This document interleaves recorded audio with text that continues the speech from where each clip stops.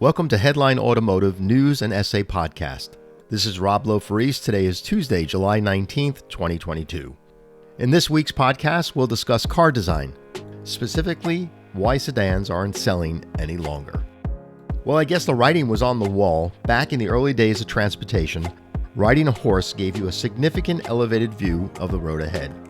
From the very start of automotive design, the car's body, where you sat and turned the steering wheel, was mounted on top of the car's chassis, requiring drivers and passengers to boost themselves into the car using the running board.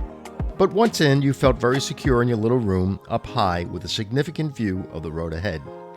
As car design evolved from the 1950s, the car's body was lowered between the chassis, making entry and exit easier and allowing stylists to create low, jet-inspired designs.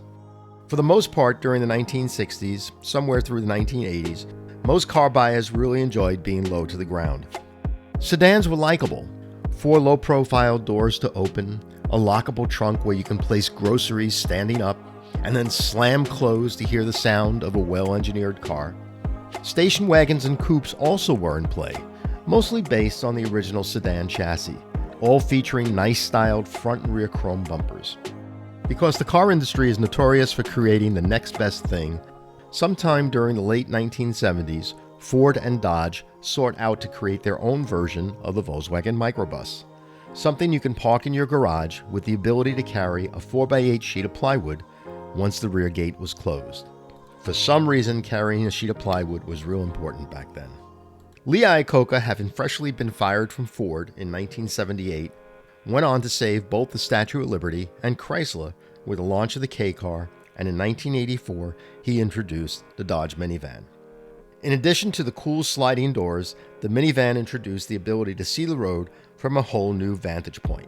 While maybe not as high as being on a horse, the driving position was now about the height of a cow, which is likely the reason men never warmed up to minivans in the first place. During the 1980s and much of the 1990s, minivans were all the rage, especially for growing families. Eventually, seat functionality replaced the core focus on carrying plywood, and sales really took off. Low-to-the-ground sedans and coupes still remain popular as daily commuters, especially for businessmen, but the traditional station wagon, which was based on the sedan, was already on its way out. As the late 1980s approached, sedans evolved into the famous jelly bean look, and the bold personality of shiny chrome bumpers were gone, replaced with molded plastic bumpers painted to match the car. These jelly bean cars were so boring, almost comatose. Motivated by opportunity, automakers started to reposition their utility pickup trucks as being sporty, even luxurious. Targeted to men like Marlboro cigarettes, the ride heights of these trendy pickups now matched their cowboy needs of how it all began on horseback, with massive front and rear chrome bumpers leading the charge. Next up came the chrome bumpered SUVs, about the same height as a minivan or cows, and still unpopular with men. By 2010, jelly bean styled plastic bumpered sedans started to fade from popularity. Today, light trucks represent over 67% of the car market, month in and month out.